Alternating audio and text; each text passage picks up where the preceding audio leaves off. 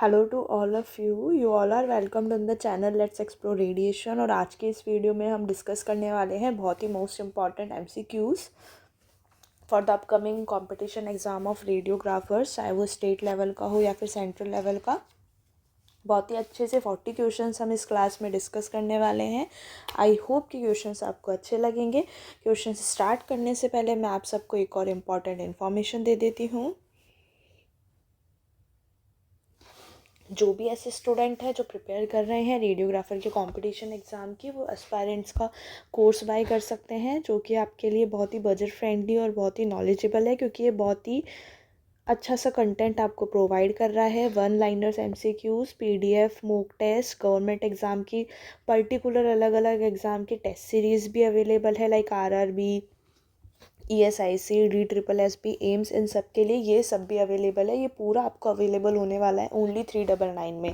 और इसके अलावा एक और जो बेनिफिट हमें दे रहा है, फर्स्ट 7 डेज़ के लिए कोर्स बिल्कुल फ्री है। नीचे लिंक पे जाए, डिस्क्रिप्शन पे नीचे लिंक आपको डिस्क्रिप्शन में मिलेगा, डिस्क्रिप्शन में जाके लिंक पे क्लिक करें, ऐप को डाउनलोड करें और आप कोर्स को एक्सप्लोर कर सकते हैं। फर्स्ट 7 डेज़ बिल्कुल फ्री है। अगर कोर्स आपको अच्छा लगता है तो आप इसको बाय करेंगे 399 में, और तब भी अगर आप प्रोमो कोड लगाएंगे रेडिएशन तो इस पर भी आपको ऑफ मिलने वाला है। कितना? 10% ऑफ। ठीक है, 10% of on this promo code. तो बाय करने से पहले ये प्रोमो कोड लगाना ना भूले। ठीक है, तो स्टार्ट करते हैं हम इस क्लास को from question number 1। City detector measure, जो सिटी स्कैन का जो डिटेक्टर है वो क्या मेज़र करता है? वोल्टेज, एटेन्यूएशन, फ्रिक्वेंसी या फिर हॉर्न्सफील्ड यूनिट। तो सिटी डिटेक्टर क्या मेज़र करता है? Intensity reduction of X ray beam after passing through the body, that means attenuation. ठीक है, क्या हो गया इसका मतलब कि जो इंटेंसिटी में रिडक्शन हुआ है एक्सरे बीम की जब वो डिटेक्टर से पास हुई है, और इसी को हम क्या बोल देते हैं? एटेन्यूएशन। ये क्या है? एटेन्यूएशन। तो ये मेज़र करता है वोल्टेज की। अगर हम बात करें तो KVP डिटेक्टर मेज़र नहीं कर सकता है। एटेन्यूएशन बिल्कुल करेक्ट है। Detector measures transmitted X rays. Frequency नहीं, सिटी डिटेक्शन से रिलेटेड नहीं है। हॉर्न्सफील्ड यूनिट की अगर मैं बात करूं तो it is calculated by computer after attenuation measurement. ठीक है, नेक्स्ट क्वेश्चन पे चलते हैं। स्लाइस थिकनेस अफेक्ट, जो स्लाइस थिकनेस है वो क्या कौन कौन से फैक्टर अफेक्ट करती है? कॉन्ट्रास्ट, रिजोल्यूशन, नॉइज़ या फिर both B and C। Slice thickness जो है ये अफेक्ट करती है स्पैटियल रिजोल्यूशन, ठीक है, spatial resolution and image noise को। That means option number D, both B and C। Contrast जो है वो मेनली KVP और विंडो सेटिंग्स पे डिपेंड करता है। ठीक है, विंडो सेकंड्स में किस पे? विंडो विथ, है ना, window level brightness and window with contrast. ठीक है, नॉइज़ रिजोल्यूशन पे कैसे करता है भाई? रिजोल्यूशन और नॉइज़ पे अगर थिनर स्लाइस है, अगर स्लाइस थिन है तो स्पैचर रिजोल्यूशन बेटर रहेगा, और अगर, ठीक है, थिनर ही स्लाइस है तो नॉइज़ भी ज़्यादा रहेगा, याद रखना। ठीक है, thinner slice better spatial resolution and more noise. तो slice thickness affect both of this, resolution and noise. Next question पे चलते हैं हम। Beam hardening artefact appear as, जो बीम हार्डनिंग आर्टिफैक्ट है वो कैसे अपीयर होते हैं? स्ट्रिक्स, कपिंग, ब्लर या फिर रैप। तो बीम हार्डनिंग आर्टिफैक्ट होता क्या है? सबसे पहले बीम हार्डनिंग आर्टिफैक्ट तब होते हैं जब low energy photons are absorb more leaving high energy photons. ठीक है, क्या करते हैं बीम हार्डनिंग आर्टिफैक्ट में कि जो लो एनर्जी फोटोन्स है वो ज़्यादा एब्जॉर्ब हो रहे हैं, हाई एनर्जी फोटोन्स को छोड़ के जो लो एनर्जी फोटोन्स से ज़्यादा ऑब्जर्व हो रहे हैं, तो बीम हार्डनिंग आर्टिफैक्ट आ गया, जिसको हम क्या बोलते हैं? कपिंग आर्टिफैक्ट भी बोलते हैं। ठीक है, इट अपीयर एज कपिंग। ठीक है, स्ट्रिक्स तो हो जाता है usually from metal artifact. Cupping मतलब centre appears darker than edges, cupping artifact भी बोल देते हैं हम।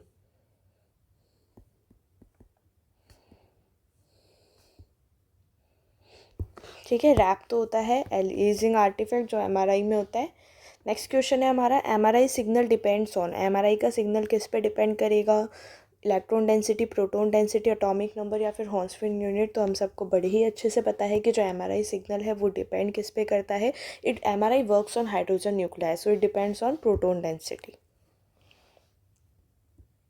नेक्स्ट क्वेश्चन है 1.5 टेस्ला इक्वल टू, 1.5 टेस्ला कितने गॉस के इक्वल होगा? तो देख लो, 1 tesla is equal to 10,000 gauss, ठीक है। So it's easy, 1.5 tesla is equal to 15,000 gauss. तो क्या हो जाएगा इसका answer? Option number B. Next question है T2 weighted image shows fluid as. T2 weighted images के अंदर हमें फ्लूइड कैसा दिखाई देता है? डार्क, ब्राइट, ब्लैक या फिर ग्रे? तो अगर हम बात करें T2 वेटेड इमेजेस की, तो T2 वेटेड इमेजेस के अंदर जो हमें फ्लूइड है वो कैसा दिखाई देगा? ब्राइट, ठीक है। T1 की अगर मैं बात करूं तो T1 में क्या होता है? फैट ब्राइट, और जो फ्लूइड होता है या जो वाटर होता है वो कैसा दिखाई देता है हमें? डार्क। और T2 में फ्लूइड ब्राइट और फैट डार्क, अपोजिट हो जाता है, ठीक है। तो क्या हो जाएगा इसका answer? Option number B. Next question पे चलते हैं, question number 7। TR controls, TR मतलब रिपीटेशन टाइम, रिपीटेशन टाइम क्या कंट्रोल कर रहा है? तो repetition time mainly controls T1 weighting, that mean answer is option number A, T1 contrast. Next question है TE कंट्रोल्स, इको टाइम क्या control कर रहा है? T1, T2, डोज या फिर फील्ड ऑफ व्यू? अगर मैं बात करूँ इको टाइम की, तो इको टाइम तो कंट्रोल करता है T2 वेटिंग, ठीक है, ये याद रखना। Repetition time T1 and echo time T2 weighting control करता है। नेक्स्ट क्वेश्चन है gradient coils are use for. MRI के अंदर जो हम ग्रेडियंट कॉइल यूज़ कर रहे हैं वो किस लिए यूज़ करते हैं? आरएफ, स्पेशल इनकोडिंग, शील्डिंग या फिर कोलिंग? तो देखो, जो ग्रेडियंट कॉइल्स होती है 3 टाइप की होती है, which is use to localize the signal XYZ, ठीक है। तो gradient coils are use for special encoding, that is option number B. Next question पे चलते हैं, projectile affect due to. Projectile affect किसकी वजह से होता है? तो जो प्रोजेक्टाइल अफेक्ट है वो होता है due to strong static magnetic field, ठीक है। जो स्ट्रॉन्ग रुका हुआ मैग्नेटिक फील्ड होता है उसकी वजह से, that is option number B. होता क्या है भाई प्रोजेक्टाइल अफेक्ट? हमें पता है कि जब फेरोमैग्नेटिक ऑब्जेक्ट जो एमआरआई मशीन की तरफ क्या होंगे? अट्रैक्ट होंगे, ठीक है। वॉयलेंट अट्रैक्शन होगा एकदम फेरोमैग्नेटिक ऑब्जेक्ट्स का toward the scanner due to its extremely strong always on static magnetic field, like objects like oxygen tank हो गए, सीजर्स हो गई, इनफैक्ट वो स्पेक्ट्स होते हैं, ठीक है। किसी के स्पेक्ट्स में भी वो अट्रैक्टिव वाला फेरोमैग्नेटिक मटेरियल होते हैं, तो वो भी फील करने लग जाते हैं अट्रैक्शन, ठीक है। नेक्स्ट क्वेश्चन पे चलते हैं, SAR रिलेट्स टू। SAR किससे रिलेट करता है? Magnetic strength, RF heating, noise, contrast, ठीक है।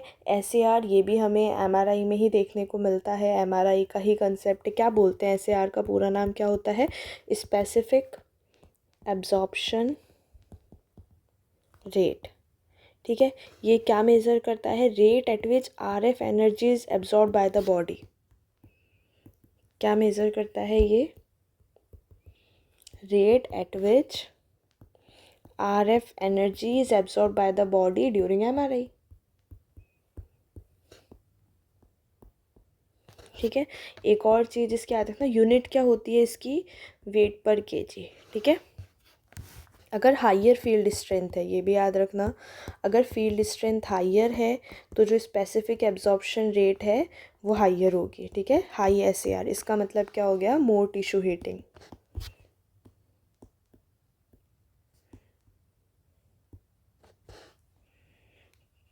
तो SAR relates to RF heating, यही बता दिया।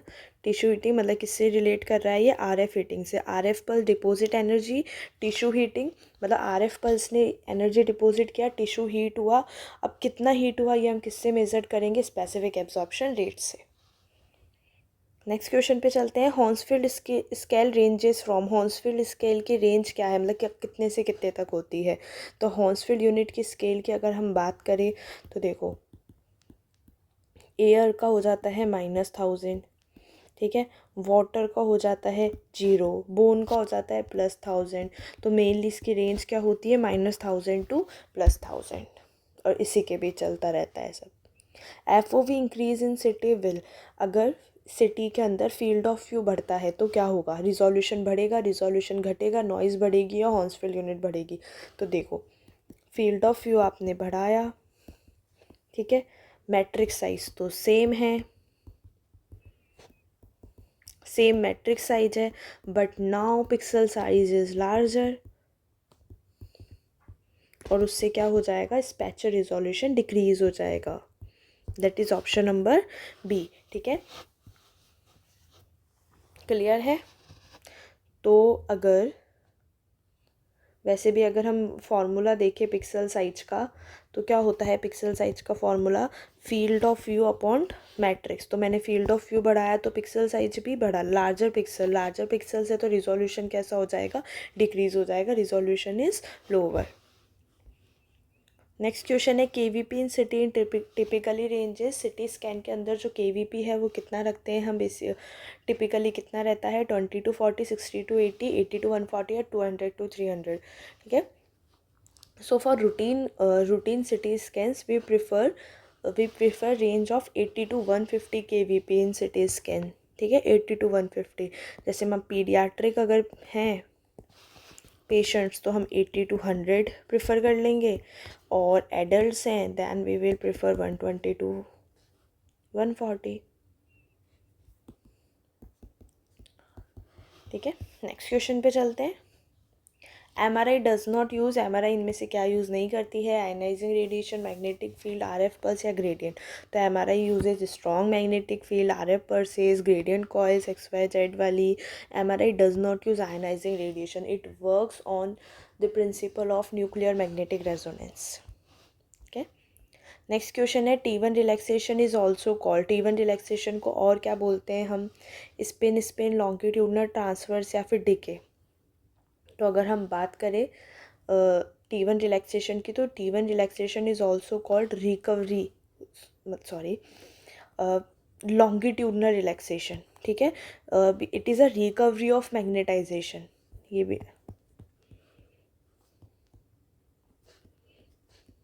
भी पता होगा भाई कितना, T1 में बात करें तो 63% रिकवरी हो, और उसमें T2 में क्या हो जाता है 37% डिके, ठीक है। तो T1 relaxation is also called longitudinal relaxation, it is recovery of magnetization along magnetic field axis, ठीक है। और स्पिन नहीं होता, स्पिन कौन सा होता है, T1 रिलैक्सेशन कौन सा होता है, स्पिन लैटिस इंटरेक्शन, ठीक है। नेक्स्ट क्वेश्चन पे चलते हैं। Wrap artifact in MRI is due to, जो रैप आर्टिफैक्ट हो रहा है, रैपिंग आर्टिफैक्ट हो रहा है MRI का, वो किस वजह से हो रहा है, motion, aliasing, metal, RF leak. तो wrap artifact is also known as aliasing artifact. ये कब होता है, when anatomy outside field of view get maps inside the image, मतलब फील्ड ऑफ व्यू ये है, मतलब ठीक है, और एनाटमी ये है। तो क्या होगा, जब जो एनाटमी है, ये जो फील्ड ऑफ व्यू के बाहर वाली जो एनाटमी है वो भी हमें इमेज में मिल गई है, then it is called aliasing artifact, ठीक है। That mean field of view too small in phase direction, then it will occur. Next है CT contrast is iodine, because CT का जो कॉन्ट्रास्ट है वह आयोडीन है, क्यों, because of its low atomic number, high atomic number, soft और cheap, ठीक है। तो CT contrast is iodine because of its high atomic number ज़्यादा है तो क्या होगा, strong X-ray attenuation and then better contrast, ठीक है। तो क्या हो जाएगा इसका answer, option number B. Next question है एनुअल पब्लिक डोज लिमिट। तो as per ICRP and AERB the public exposure limit is 1 millisievert per year, ठीक है। Occupationally it is 20 millisievert per year, average over 5 consecutive year and 30 millisievert in any single year according to AERB और ICRP। वहीं अगर मैं बात कर लूँगी NCRP के अकॉर्डिंग, तो NCRP के अकॉर्डिंग जो NCRP के अकॉर्डिंग जो ऑक्यूपेशनल डोज लिमिट है वो कितनी है, 50 मिलीसाइवर्ट पर ईयर, ठीक है। यहाँ पे हमसे पब्लिक डोज लिमिट पूछी है, annual public dose limit it is 1 millisievert per year. अगर हम देखो ICRP और AERB की जो जो ये डोज लिमिट है वो सेम ही है, ठीक है, मतलब ऑलमोस्ट 99% सेम ही है। और जो इसके अलावा जब भी हमसे पूछा है और मेंशन नहीं किया है अकॉर्डिंग टू व्हाट, तो हम हमेशा आंसर देंगे according to AERB, atomic energy regulatory board. तो annual public dose limit is 1 millisievert per year. Next question पे चलते हैं। आयोडीनेटेड कॉन्ट्रास्ट रिस्क इन, अगर हम आयोडीन एनहांस कॉन्ट्रास्ट यूज़ कर रहे हैं तो रिस्क क्या हो सकता है उसको, आयोडीन कॉन्ट्रास्ट को यूज़ करने का? हाइपरटेंशन, डायबिटीज़, रीनल फेलियर या फिर अस्थमा ओनली। तो अगर हम आयोडीन कॉन्ट्रास्ट यूज़ करते हैं तो it may cause contrast induced nephropathy, ठीक है। इट में वर्सनिंग रीनल फंक्शन, ठीक है, जो रीनल फंक्शन है उसको पूरा डैमेज कर सकता है, रीनल फेलियर भी कर सकता है। हाई रिस्क क्या हो जाता है? Renal failure, diabetes with nephropathy, ठीक है। तो iodinated contrast risk in renal failure, that is option number C. Next है लॉर्डोटिक व्यू शोज। जो लॉर्डोटिक व्यू है वो क्या शो करता है हमें? Clavicle above apex, ribs clearly, sternum, scapula. तो लॉर्डोटिक व्यू हम किसके लिए करते हैं? Lordotic view is a chest view, ठीक है। AP lordotic is use to visualise lung apices only. Lordotic view जो है वो स्पेशल व्यू है चेस्ट का, जो कि हम लंग एपिसेस को देखने के लिए करते हैं, ठीक है। तो लॉर्डोटिक व्यू शोज, इसमें हमें क्या दिखाई देगा? The patient leans backward, then clavicles projected above lung apex, that is clavicle above apex, ठीक है। एपिकल देखने के लिए, TB, पेनकोस ट्यूमर वगैरह देखने के लिए हमारे काम आता है। This the purpose of lordotic view. क्रिप्स तो हमें क्लियरली रूटीन PA, जो चेस्ट PA व्यू होता है उसमें दिख जाएंगे। Sternum needs lateral view and scapula should be outside lung fields in PA view, ठीक है। नेक्स्ट क्वेश्चन है कॉलेज फ्रैक्चर लोकेशन। जो कॉलेज फ्रैक्चर होता है उसकी लोकेशन क्या होती है? तो Colles fracture is a fracture of distal radius, distal radius which is commonly in elderly females, ठीक है। फॉल ऑन आउटस्ट्रेच्ड हैंड, ठीक है, मतलब आउटस्ट्रेच्ड हैंड के बल अगर गिर गई है फीमेल तो उसको ये फ्रैक्चर हो जाएगा, जिसको हम क्या बोलते हैं? College fracture. तो इसकी लोकेशन क्या आती है? Distal radius, it is a fracture of distal radius. Next है शूलर्स व्यू इज़ फॉर। शूलर्स व्यू हम किस लिए करते हैं? शूलर्स व्यू के अंदर क्या होता है? Lateral oblique projection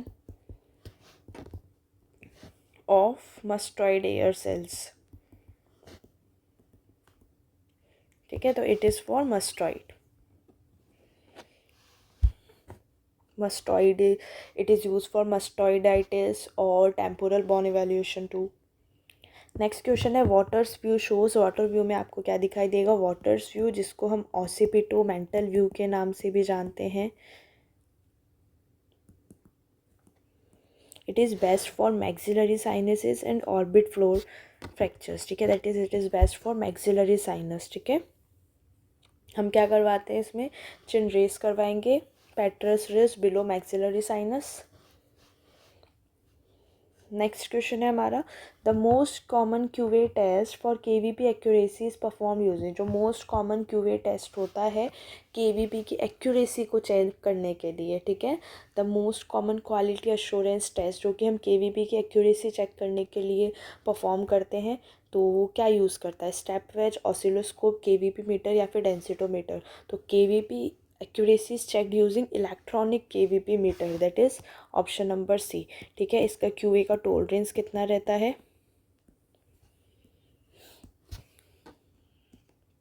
±5%। ये भी याद रखना। अच्छा, बाकी भी मैं बता ही देती हूँ क्योंकि मुझे हो सकता है किसी ने नहीं सुना हो। स्टेप वेज कौन से QA में यूज़ होता है? यूज़ फॉर कॉन्ट्रास्ट टेस्टिंग, ठीक है, याद रखना। ऑसिलोस्कोप हम यूज़ करते हैं वेव फॉर्म के एनालिसिस के लिए, and densitometer film density measurement.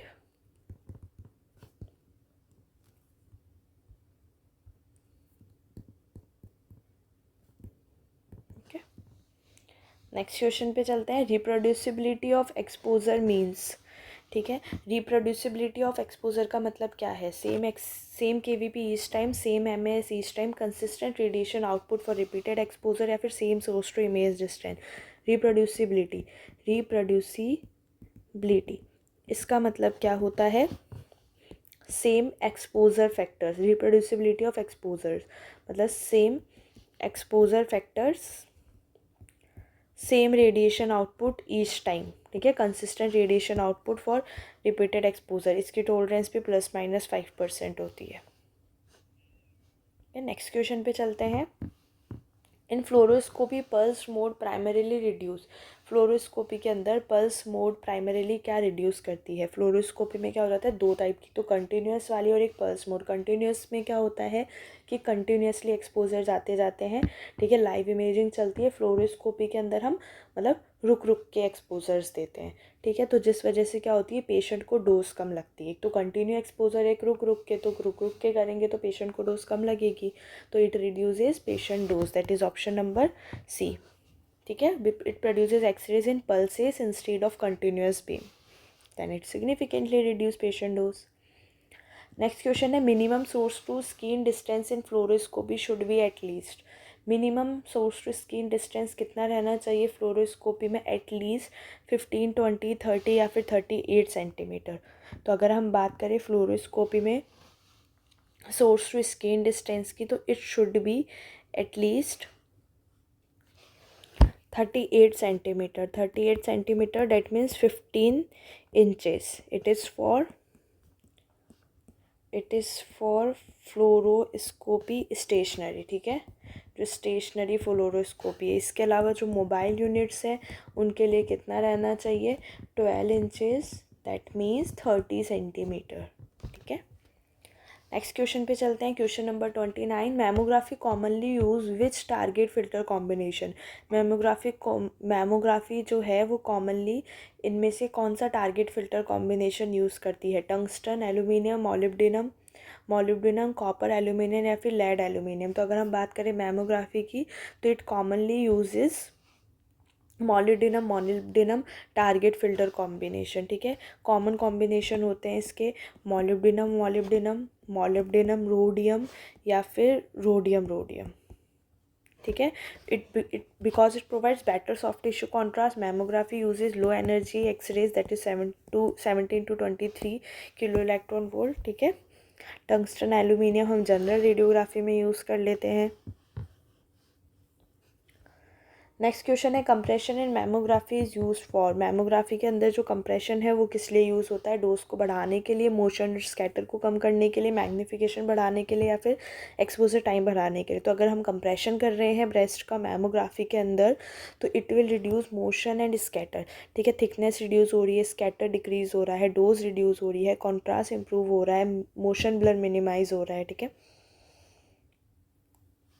Next question है, the safest contrast agent for patients with renal impairment is.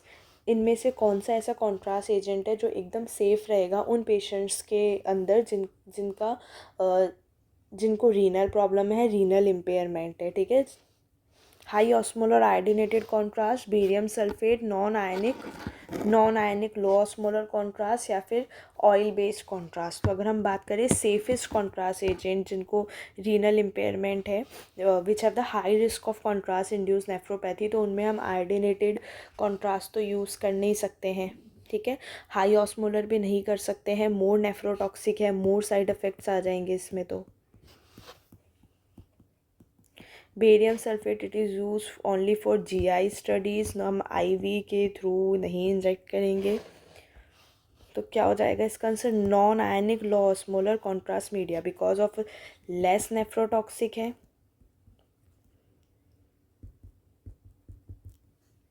Less allergic reaction and better tolerated, ठीक है। It will be better tolerated and oil based contrast to obsolete, it will not use for IV. तो safest contrast agent for patient with renal impairment is non ionic low osmolar contrast. Next question है, in paediatric radiography dose reduction is mainly achieved by paediatric. जो बच्चों के हम x ray कर रहे हैं उसके अंदर हम जो डोज हमें कम करनी है, हमें बच्चों को डोज कम से कम देनी है, तो वो हम मेनली इनमें से कौन से फैक्टर से ये अचीव कर सकते हैं? Increasing KVP, decreasing source to image distance, avoiding grid use when possible, increasing MS। ठीक है, तो अब चिल्ड्रंस के अंदर स्मॉलर बॉडी थिकनेस से लेस स्कैटर प्रोड्यूस होगी। अगर हम ग्रिड यूज़ करते हैं पीडियाट्रिक्स में तो डोज बढ़ रही है, अननेसेसरी डोज बढ़ रही है। तो क्या हो जाएगा इसका आंसर? Option number C। हम ग्रिड को यूज़ अवॉइड कर देंगे, ग्रिड यूज़ को जितना पॉसिबल है। KVP बढ़ाएंगे तो पेनिट्रेशन बढ़ेगा, ना कि कोई डोज कम, मतलब डोज रिडक्शन होगा। सोर्स टू इमेज डिक्रीज ये करेंगे तो भी डोज बढ़ेगी, MS बढ़ाएंगे तो भी डोज बढ़ेगी। तो अगर हम ग्रिड को अवॉइड कर देंगे, grid will increase the patient dose. ठीक है, क्लियर है? क्योंकि स्मॉलर बॉडी थिकनेस है, स्मॉलर बॉडी का पार्ट यूज़ हो रहा है, तो स्कैटर वैसे ही कम है, तो हमें ग्रिड की यूज़ नहीं है, ग्रिड की नीड नहीं है, क्योंकि ग्रिड अननेसेसरी पेशेंट डोज को इंक्रीज करेगा। नेक्स्ट क्वेश्चन है, gonadal shielding is recommended when the gonads lie with इन। ठीक है, गोनाडल शील्डिंग हम कब रिकमेंड करते हैं? जब गोनाड बीम के कितने सेंटीमीटर में लाई कर रहा है, कितने सेंटीमीटर में लोकेट है। 1 centimetre of beam, 3 centimetre of beam, 5 centimetre of beam, या फिर 10 सेंटीमीटर ऑफ बीम। तो gonadal shielding is recommended when the gonads lie within 5 centimetre of beam. ठीक है, shield if gonads are within 5 centimetre of primary beam, especially in reproductive age. ठीक है, next question है, the main purpose of beam restriction is to. Beam restriction का main purpose क्या है? Increase scatter, improve spatial resolution, reduce patient dose and improve contrast, increase exposure time. Beam restriction that means collimation. तो हम collimation क्यों कर रहे हैं? Irradiated area को रिड्यूस करने के लिए, स्कैटर रिड्यूस करने के लिए, इमेज कॉन्ट्रास्ट इंप्रूव करने के लिए, और पेशेंट डोज को रिड्यूस करने के लिए। That is option number C। Next question है, the timer accuracy tolerance in general radiography is approximately.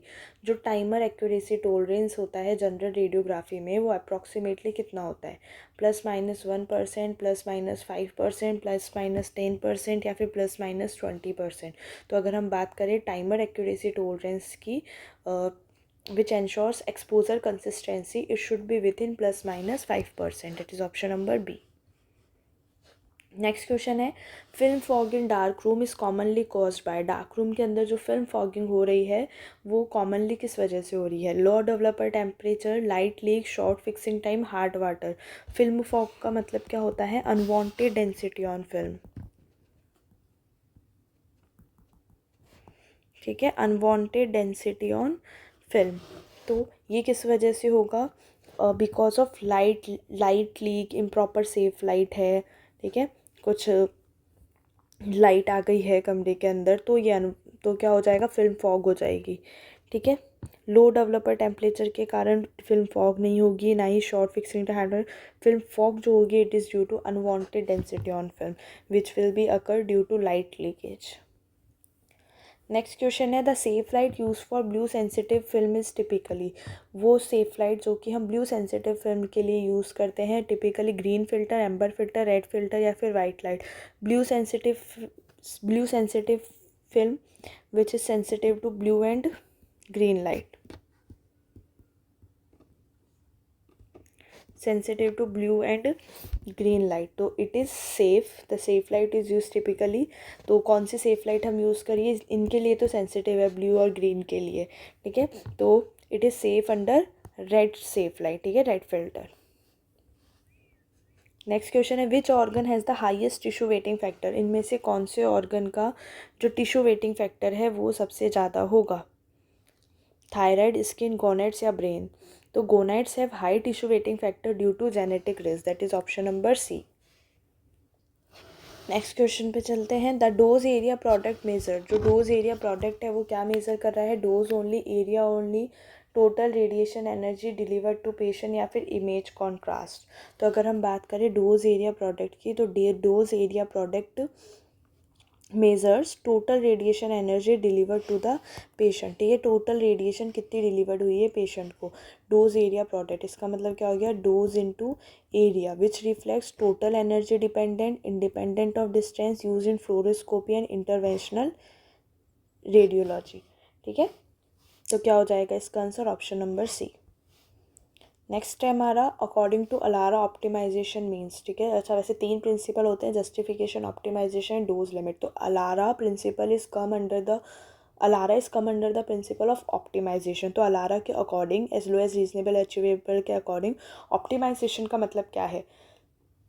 Keeping dose below limit only, using maximum shielding, balancing image quality and dose using highest KVP always, ठीक है।